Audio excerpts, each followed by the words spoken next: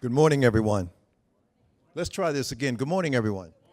Okay, you guys are here. You're woke. You're at the right place. My name is Joe White. I serve on the board for Michigan NORML, and I'm also the director for Motor City NORML. Cannabis for me means my wife no longer wasting away in a nursing home with her multiple sclerosis, having to take 26 different pharmaceutical drugs every day. For the past 8 years, she has been completely drug-free, only relying on her sativa.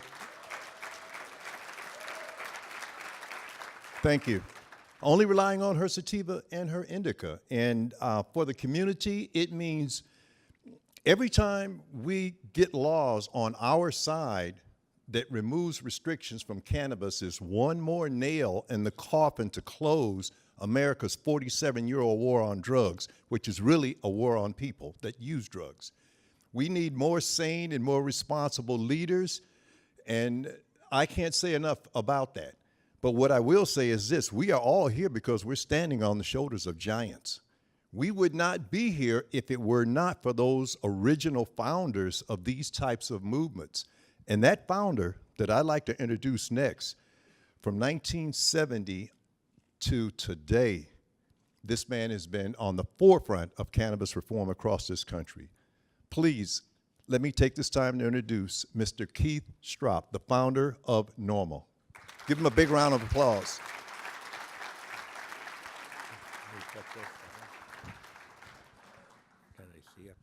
Thank you very much. It's an honor to be here. I'm especially excited about Michigan looking like it's going to be our first big full legalization victory in the Midwest. I can't tell you how important that is. Every social movement that I've seen in my lifetime, and I've never understood why, but it starts on the West Coast, then it comes to the East Coast, then it shows up in the Midwest, and finally in the South. And marijuana legalization, I think, is absolutely no different from that. And the last several years, most of our progress has been on the East Coast. Once we break Michigan, then we got a lot of good Midwestern states that should be following soon.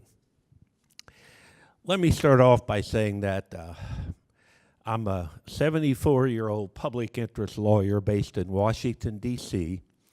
I founded NORML in 1970.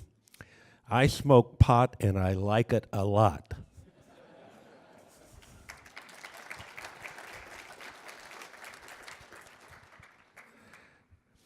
I don't want the government coming into my house to know what books I read, what music I listen to, how I conduct myself in the privacy of the bedroom, or whether I smoke marijuana or drink alcohol when I relax in the evening. It simply is none of their business.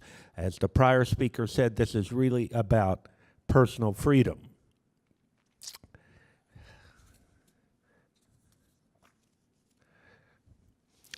I started NORML back in 1970, honestly, as a result of some anti-Vietnam War activity. I had graduated Georgetown Law School in 1968. It was at the height of the Vietnam War. I'd seen far too many of my contemporaries and fraternity brothers shipped back in pine boxes.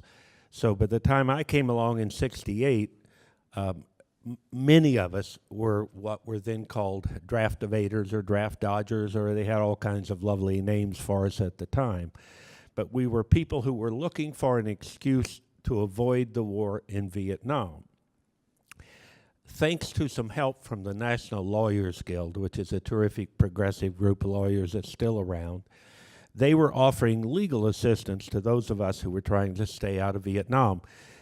The first thing they offered me was that I might go to Baltimore, which was only 30 miles away from Washington, D.C., where I lived, and they had some psychiatrists who would say I was gay. And back then, if you were gay, there wasn't any don't ask, don't tell. They just simply didn't want you in the military. I thought that was a pretty good option. But my wife and small child were not as thrilled about it. And so I continued looking. Secondly, they offered to put me in touch with some of your neighbors across the river in Canada who would welcome us to resettle in Canada. The problem with that, of course, was there was no guarantee you would ever be allowed back in the country. A fairly significant decision to make when you're 21 or 22 or 23 years old. They finally came up with something, and this is a roundabout way of getting to the relevant part of this. There was a provision in the Draft Act that was called the Critical Skills Deferment. And under that, if the work you were doing at home was considered so important to the, quote, safety, health, and welfare of the nation, I think was the language, then you would be allowed to spend the 2 years that you would otherwise be in war working at your domestic job because it was important for the country. Now, I think we all recognize that most of those provisions are applied in an unfair manner, and had I not have been white and middle class, I wouldn't have had a chance probably to get that provision. But I did get it, and strangely enough, I had been hired, I had received a job offer from the National Commission on Product Safety. It was a Ralph Nader-inspired commission. For those of you who don't remember Ralph, he's still around. He's a consumer advocate, but back in those years, he had published a book called Unsafe at Any Speed, focusing on the Corvair automobile. And every year he would bring 3 or 4 young law graduates to town. They were called Nader's Raiders. And they would learn public interest law from Ralph. Now, for those of you who are not familiar with that expression, all public interest law means is you're using your legal skills or the training you received at law school rather than to represent individual defendants. You're doing it to try to impact public policy. It doesn't mean you're liberal or conservative. You can be on any part of the political spectrum and still be a public interest lawyer. Well, I was absolutely enchanted by seeing the work that Ralph was doing, but I wasn't that focused on product safety. I was more than willing to focus on it for the 2 years to stay out of Vietnam. But as soon as the commission ended, and I was too old to be drafted, and for the first time I had an opportunity to do something I really wanted, I thought, man, I like this public interest law. But I had started smoking weed when I was a freshman at Georgetown Law School, 1965.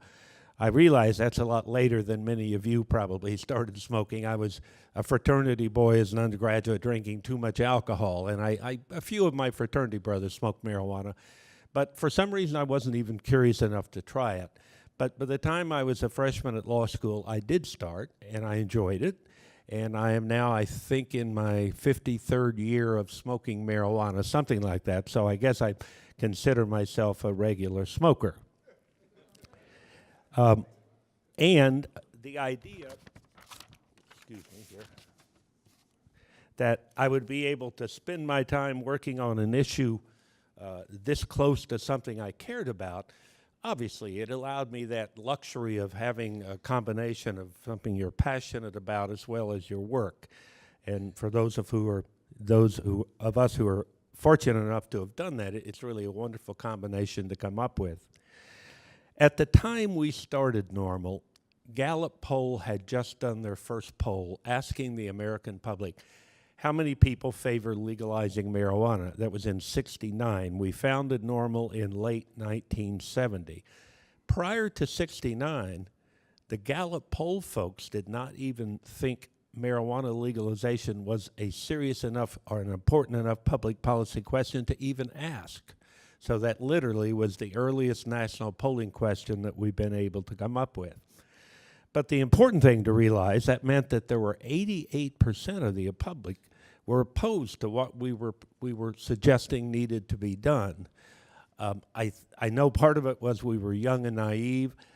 Maybe we thought changing minds would be easier than it has been. But I can assure you that when people used to ask me in the 70s how long I thought this might take, I was foolish enough to say 10 or 12 years. I think it's been 47 years now, and we are not nearly done yet. We're making enormous progress. We've made more political progress in the last 5 years than in the first 45, but nonetheless, there remains a good bit of work to be done. Let me go off topic a little and talk to you about the early years of NORML, because there were some interesting cultural things, some to have to do with Michigan. as I say, I founded the organization, I think it was October 3rd or something, in 1970. We actually filed the corporate papers in March 2nd of 71, but we were meeting as a board of directors as of October of 70. And I believe the very first trip away from home I took was I got in my Volkswagen camper and I drove to Detroit for the Free John Sinclair rally, and I believe it was March of 1971. John Sinclair, I think most of you probably know. I'm sorry to hear that he, I think for health reasons, was not able to attend today. But John is a wonderful man who was helped found the White Panther Party. He was a worker for racial justice way back then when there were not a lot of white people focusing on racial justice. He ended up being selling 2 joints to an undercover agent and was given a 9.5-year sentence. Somehow John Lennon heard about it, or he may have gotten John Lennon's attention. And so John Lennon and Yoko Ono came out and held a Free John Sinclair rally. And I remember when I came, I wasn't a speaker or anything. NORML had barely in existence at the time. I was sitting in the audience, and I was absolutely amazed because there were people sitting there with a pound of marijuana or a half a pound of marijuana just open on the seats, rolling and passing joints. I'm not sure how that came about, but I don't think there was a single arrest at that event. And it was my first chance to be at a big public thing at which the police had just backed off and said, we're going to leave them alone.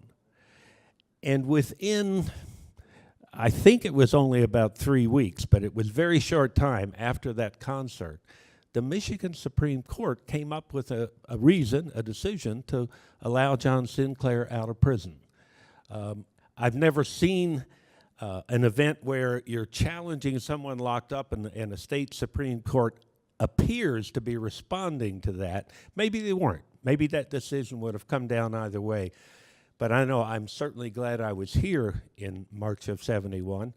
John Sinclair and I and another person named Lee Otis Johnson, who had been locked up in Texas for a number of years, then spent a couple of weeks on the road in Arizona, New Mexico, a few other states, doing lectures at the time. There's another early trip I want to tell you about, again, because of some of the personalities involved. In 1972, a group of us working at NORML jumped in again in my Volkswagen camper. It was part of the routine at the time.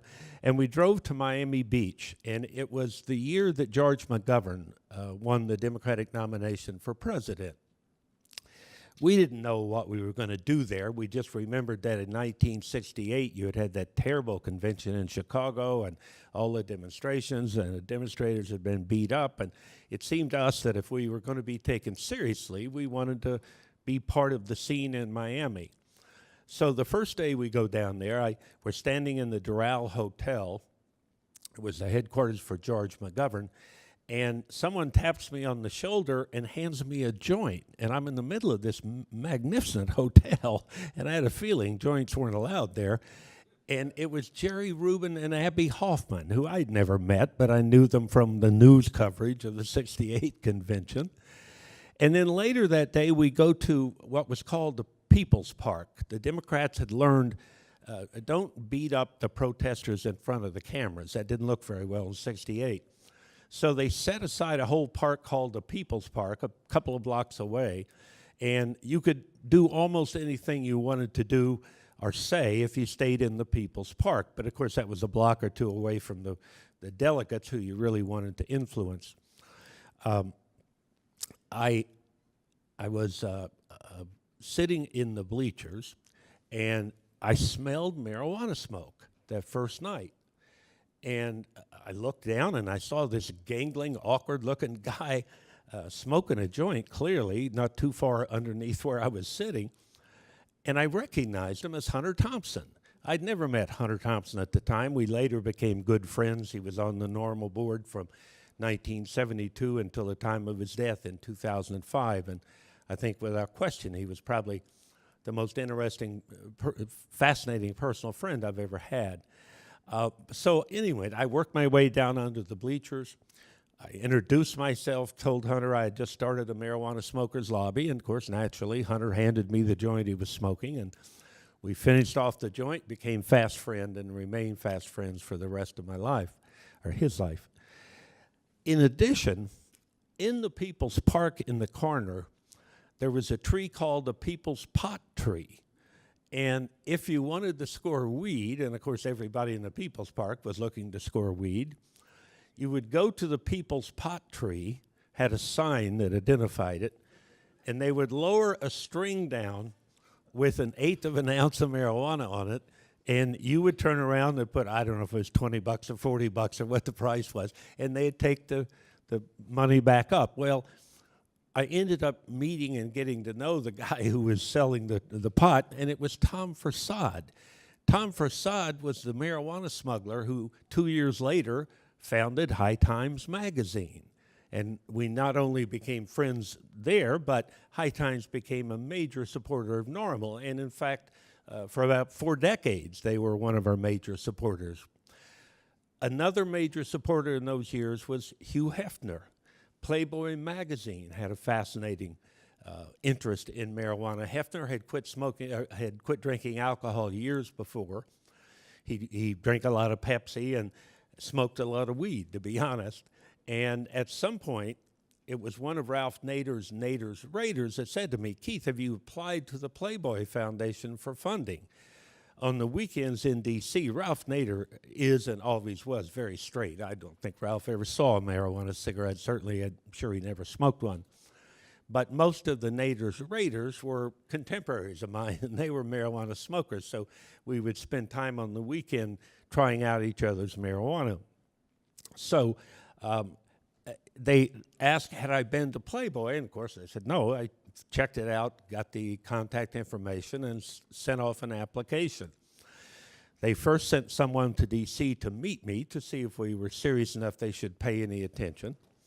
And then they invited me out to Chicago, where we had a foundation meeting with Hefner and all of his major advisors. And they ended up offering us $5,000. Now, at the time, $5,000 was a lot because we had no money at all. But it was also fairly easy to see that that would only last a month or two. And I wasn't sure what came next. And so I ended up, one of the people I had been contacting as an informal advisor at the time was former Attorney General Ramsey Clark. Ramsey had written a book called Crime in America in '71, in which he called for the decriminalization of marijuana. Excuse me, I got to have some water. It's cottonmouth, but it's not what you think. Otherwise, I wouldn't be able to remember my last name, you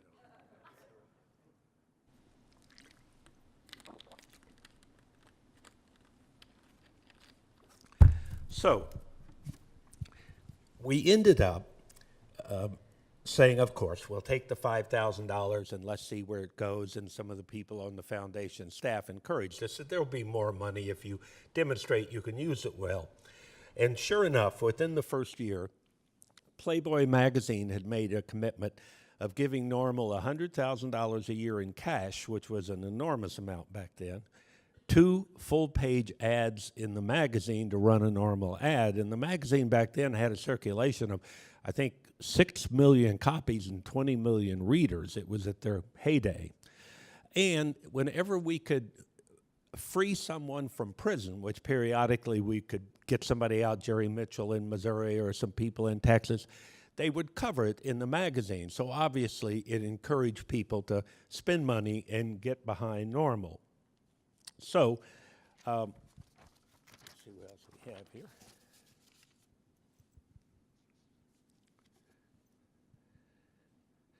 Now, enough of the celebrity discussions.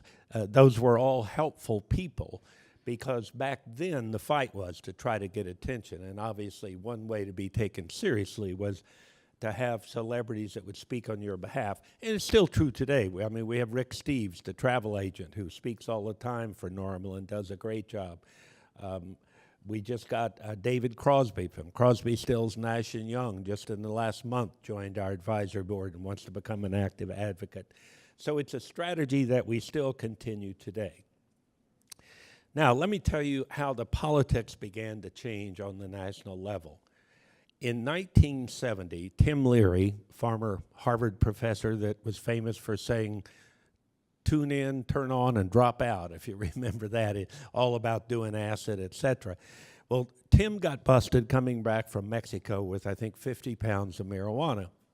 He was rich enough and middle class enough that he could hire good lawyers, and did, and they challenged the constitutionality of the then current Federal Drug Act, and they won. It was declared unconstitutional. Now, as any of you who are lawyers know, those laws get challenged hundreds of times a year, and mostly they're dismissed out of hand. But for whatever reason, the court struck down the National Drug Act. So there was about 6 or 8 months during 1970 when there was no federal act. Now, don't get the idea that meant it was a free zone, because every state had a law. So it was still, prohibition was in effect. It just wasn't federal prohibition. But finally, Congress got their act together, and they passed what's called the Controlled Substances Act of 1970, and it is today still the Federal Drug Act, the one that includes marijuana in Schedule I. But there was a good provision in that act that most people were totally unaware of. You may remember Ed Koch, who was mayor of New York for several terms. But before that, he was a member of Congress from New York for several terms. And at that point, he was a liberal. As a mayor, he was not so liberal, but in Congress, he was. And he managed to get a provision in the Controlled Substances Act that established what was to be called the National Commission on Product Safety. Now, keep in mind, Richard Nixon was president at the time, and his views on marijuana were very well known. He hated it. He thought it was a Jewish conspiracy. I mean, the man was a nutcake. And he would often, in these private recorded discussions with Haldeman and Ehrlichman, both of whom were Jews, he would talk about the Jewish psychiatrists being the ones advocating for marijuana legalization. I don't think he even realized that he was trashing his own people. So when it started, naturally, we didn't have a lot of comfort in that they were going to do an honest job. But we realized they're going to hold hearings, so we wanted to be part of it. We needed to get the NORML name out, let people know there was a new marijuana smokers lobby. So I wrote a letter to the Marijuana Commission and asked if I could testify. They were based in Washington. They wrote me back and said they didn't have the slightest interest in hearing from me. Not a surprise. So I went to Ramsey Clark. As I mentioned, Ramsey was working with us. He later served on our advisory board for many years. But I went to Ramsey and said, Ramsey, would you be willing to testify on our behalf? And he said, sure. And so I got back in touch with the Marijuana Commission and said, former Attorney General Ramsey Clark, who, by the way, his father was a Supreme Court Justice, Tom Clark, would like to testify on behalf of NORML. And they said, as we said before, we're not interested in hearing your views on marijuana. Well, at that point, I figured the only option left is the press. So I went to Jack Anderson, who for many decades wrote a great gossip column for the Washington Post, but it was syndicated in hundreds and hundreds of newspapers. And I explained to him that we have the former Attorney General of the U.S., we have this Marijuana Commission that says they're looking for the truth, but they don't want to hear from NORML, and they don't want to hear from Clark. Well, within 24 hours, Clark had had a phone call to be invited to speak, and I had had a phone call to be invited to speak. Amazing how sometimes the press has that leverage. So we ended up developing. Now, I had to fly and testify at a hearing they held in San Francisco. They weren't going to make it easy enough for me to testify in my old hometown. But the point is, over the course of the first year, we got to know the commissioners fairly well. There were 13 members. 4 people were picked by Congress from Congress. The other 9 were appointed by President Nixon. So again, we assumed that this is going to be another one of those government reports that, we're going to have to trash when it comes out. It's not going to help us. But what happened was they held a number of their hearings on the West Coast, and someone was bright enough to realize most of these commissioners were older Americans who were not familiar with marijuana. They maybe had seen it. Most of them, I think, had not. Most of them had not smoked it. I think maybe one of them had smoked before. So they set up some private hearings in which the commissioners would socialize with middle-class marijuana smokers, people in coats and ties, but who you know, they'd pour a glass of wine, they'd also light up a joint. And so the commissioners actually had an opportunity to see that marijuana smokers did not misbehave. They acted socially, they laughed, they were congenial, but they didn't do anything that caused you any trouble. As a result, now I'm sure there were other factors that were relevant too. When the commission came back at the end of the first year, they recommended that the government, both state and federal, eliminate all penalties for the possession and use of marijuana, and that we be allowed to give up to an ounce of marijuana to another adult. They had learned during their exposure that that's what marijuana smokers do. We share our marijuana, so they wanted to legalize those offenses. They didn't have the courage to advocate for full legalization because they thought they wouldn't be taken seriously. And frankly, in 1972, they're probably right.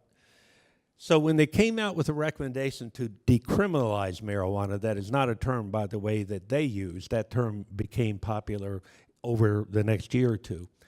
NORML internally debated initially whether we should accept the recommendation and fight for it, or whether we should jump on them and complain that they didn't have the nerve to go the full way. You got to remember back then, there were 500,000, 600,000, 700,000 Americans being arrested every year, and 90% of those arrests were for simple possession. So we realized after a couple of weeks that realistically, of course we were going to support the recommendation. The commission had no provisions to implement the recommendation. Once they made the recommendation, they went out of business. So NORML took on the responsibility of going from state to state.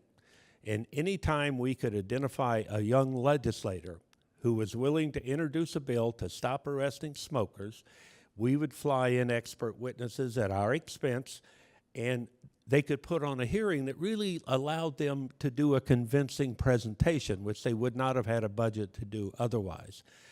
I think over the next 10 years, we probably were in 35 different states, and it was never quite clear who was going to be first, but as it worked out, it was Oregon in 1973 became the first state. And between 73 and 78, we adopted a version of decriminalization in 11 states. And we thought 3, 4, 5 more years, we're going to have the whole country. Well, realistically, political change seldom occurs in a totally linear fashion. You'll go up for a while, but then you may lose support for a while. And that's exactly what happened. When you look at the Gallup polling, and they now have wonderful Gallup polling leading all the way up to last week, they came out with their latest poll showing 66% of America now supports full legalization. We have 5 different national surveys. It's taken a while, but over those 47 years, we went from 12% support to 66% support. So obviously, we are in fact making progress. But again, we thought just a number of years, and we're going to have this nationwide. Well, we underestimated Ronald Reagan and Nancy Reagan and Just Say No and the parents groups. If you remember those years, the suggestion by our opponents was you should never legalize conduct for adults that's inappropriate for children. Well, if you really adopted that rule, you couldn't have sex, get married, skydive, drive cars. I mean, it'd be kind of a weird world we lived in if all of us adults were limited only to child-appropriate activities. But in the early 80s, I can assure you, that is indeed the message that carried the day. And when you look at the Gallup polling that started in '69 and follow it, we gradually gained support until 77 or 78, and then we started losing support, and we didn't win another state victory politically for 18 years. That's a long dry phase, folks. In fact, we had to fight like hell to save those 11 states that had decriminalized marijuana. I'm happy to say we did. We never lost any of them. But nonetheless, 78, Nebraska was the last of the 11 states to decriminalize minor marijuana offenses. And the next statewide victory we had was 1996 in California. And by that point, the issue had resurfaced as the medical use of marijuana. And I don't have to tell you folks because you have it here and you've had it for some time. That's been an enormously beneficial movement towards full legalization. For older Americans who were unfamiliar with marijuana, they had bought the reefer madness mentality. They really thought it probably screwed up your life. It led to heroin. It caused you to be lazy. It had all of these problems. And once they began to deal with people who had MS and had Crohn's disease and were HIV positive, et cetera, and clearly marijuana was helping them, it made it possible for millions of Americans to begin to rethink how they felt about marijuana, not whether they wanted to smoke, but whether they wanted to treat it as an evil substance or something that could help people. And as you know, starting with California in '96, we now have a total of, I believe it's 32, I think we just got our 32nd state, maybe it's 31, that have adopted a meaningful version of the medical use of marijuana. And it's been wonderful, for one thing, for the patients. If any of you haven't seen it, there's a publication we put out at NORML, our Deputy Director, Paul Armentano, publishes about the emerging clinical applications of marijuana and cannabinoids. You can download it for free. He updates it twice a year. There are hundreds and hundreds of studies that have been done that document marijuana's usefulness for a wide range, 25 or 30 different serious medical conditions. So the next time somebody says to you, well, they don't really have any research, it's all anecdotal, print out Paul's booklet from our website and show it to them. But mainly from the larger view, more water, please.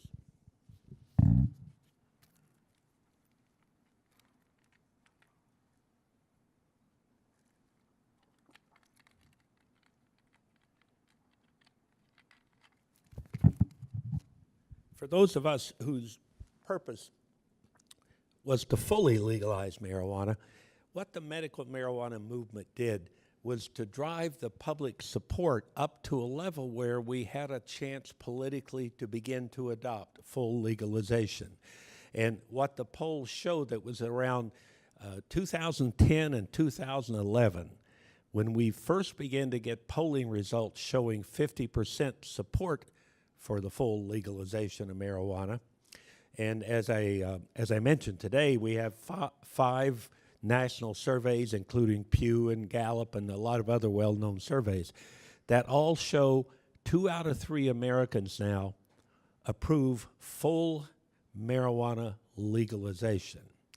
Now, what's fascinating about that is only about 14% of the public are current smokers. Roughly 40% of the adult population have smoked marijuana at some time in their lives, but only about 14% are current users, and that's basically the same level whether it's whites, blacks, or Hispanics.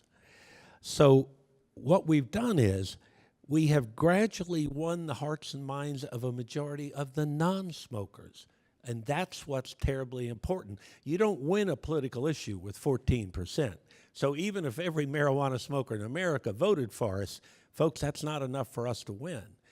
We are winning because the non-smokers, the 86% of the folks who aren't current smokers, have determined that prohibition causes more harm than the drug they were seeking to prohibit. Now, I think they should have been able to figure that out a lot sooner, but I'm just glad they finally got there one way or the other.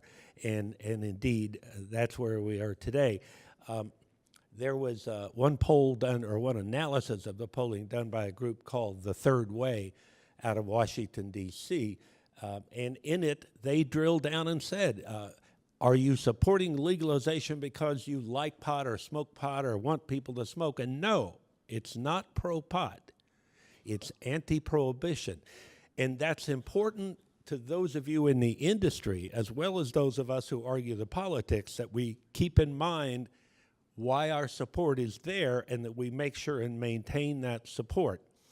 In 2010, California had the first full legalization initiative on the ballot. It ended up being defeated, not by a large amount, but it was defeated.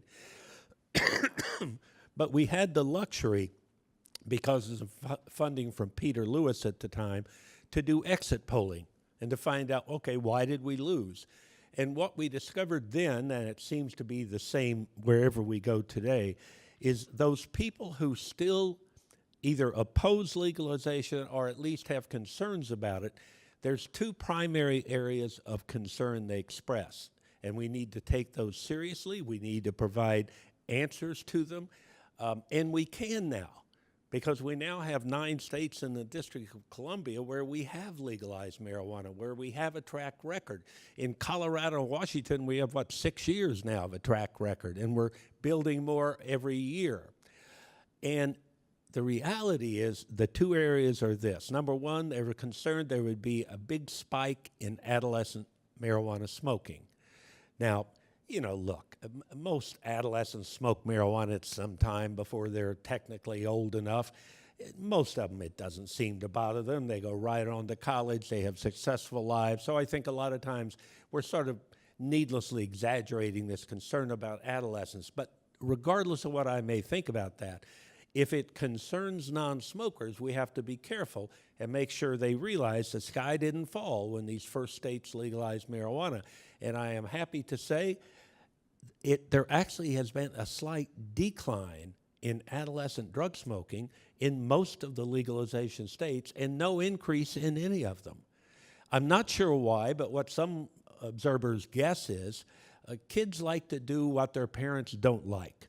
And once it's okay that we legalize marijuana, it may not hold such an appeal for the adolescents. But at any event, just know that when you hear an opponent raise that as a fear, go to the NORML website. We've got position papers on all of those major issues, and it will show you, in fact, that there has been no increase in marijuana smoking among adolescents in those states that have legalized marijuana. The other area that they were mostly concerned about, I always kind of tickles me, they were concerned there would be a significant increase of marijuana smokers on the highway.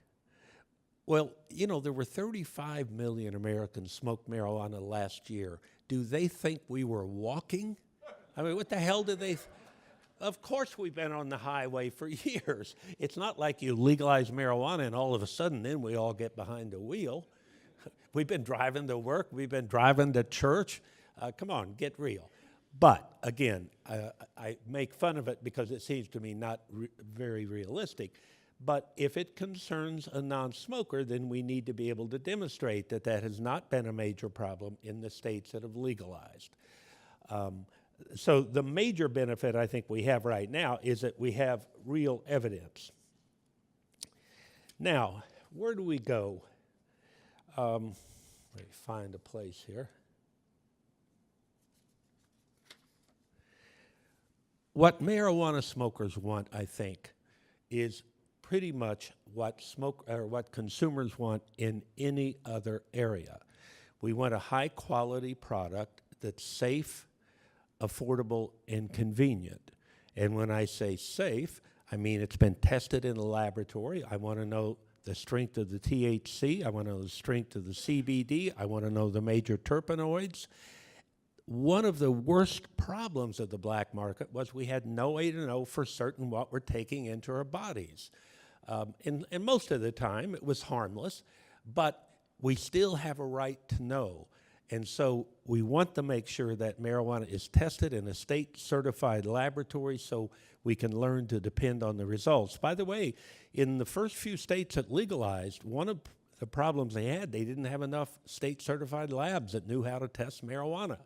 And they began to, when they compared results, they found there were a lot of contradictions. Not all of those findings were accurate because it was a fairly new science. I think we've moved beyond that now. I trust you people in Michigan are preparing for lots of laboratories. I know you've had several years now of laboratories for medical use, so it shouldn't be a problem for recreational use. We want, at NORML, we want marijuana smokers to be treated fairly in all aspects of their lives. It's one thing to stop arresting smokers. It's the most important thing, obviously. There were still, by the way, 500 to 1,000 Americans arrested last year in this country. So for those of you who get the idea that this issue is almost taken care of, It's almost taken care of if you live in one of 9 states or the District of Columbia. It is not yet taken care of in the other states. So again, we had over 500,000 arrests. But even after we stopped the arrests, as hopefully we're going to do on November 6th here, and hopefully even in North Dakota, the fact is there are still some incredibly unfair things that marijuana smokers go through all the time. If you're a young parent, or if you're a parent of young children, I should say, and a nosy neighbor smells marijuana and calls the state child welfare agency, the likelihood is almost certain they're going to send someone out to inspect your home. There's this presumption that if you smoke marijuana, you probably have a filthy home. It's not it's an unsafe place for young children. Now that's idiotic, folks. Marijuana smokers are just average American. We work hard, we pay taxes, we contribute in a positive way to our communities, and our homes are not filthy. So it's time we get past this idea that parents of young children have to justify their marijuana smoking in order to maintain custody, but they do all the time.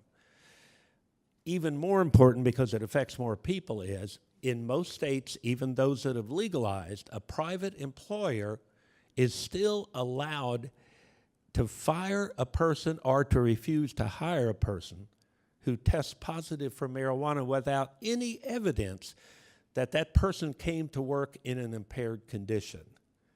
Now that is truly bullshit. If it's legal to smoke marijuana, you should be able to smoke it off the job with no problems at work. But we're not there yet, folks. And part of it is the lack of good tests. I noticed at least one sponsor at this event is offering an iPad that measures 5 or 6 criteria to measure impairment. I don't know whether this is the ultimate answer, but something along that line is what is needed. The question is not, do you have THC in your system?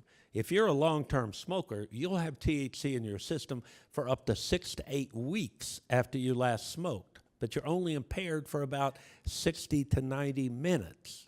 So we need an impairment test that employers can give, and second, that police can give.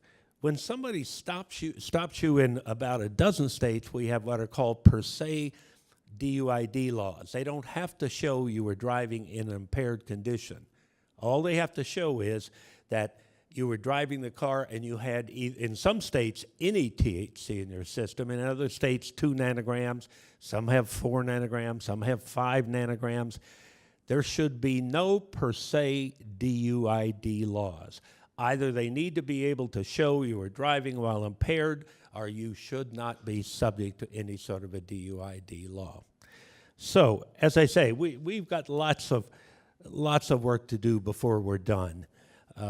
Somebody asks me periodically, are you guys at NORML going to put yourself out of work? Well, I would tell you that no. I think the work's going to go on long beyond the time many of us are going to be around. I'm, like one of the earlier speakers said, I'm just delighted. I saw we were going to legalize marijuana several years ago. You could see in the survey that we were reading internally. I just wasn't sure I would live long enough. But let me say finally, in closing, that we're only incidentally talking about marijuana. We're really talking about personal freedom. The U.S. Supreme Court, I'm going to read from this because I don't want to get the language wrong, but in a 2003 Texas sodomy case entitled Lawrence v. Texas, talked about the privacy provisions of the First Amendment and the liberty interest protected by the Constitution. Justice Anthony Kennedy, writing for the majority, said the following: "At the heart of liberty is the right to define one's own concept of existence, of meaning, of the universe, and of the mystery of human life. It is a promise of the Constitution that there is a realm of personal liberty which the government may not enter." As I said when I started, there's absolutely nothing wrong with the responsible use of marijuana, and it should be of no interest or concern to the government. With your help, if you get out and vote and adopt legalization, those of you who are active, please get active in NORML. we're going to return a measure of personal freedom to the lives of tens of millions of responsible marijuana smokers all across this country.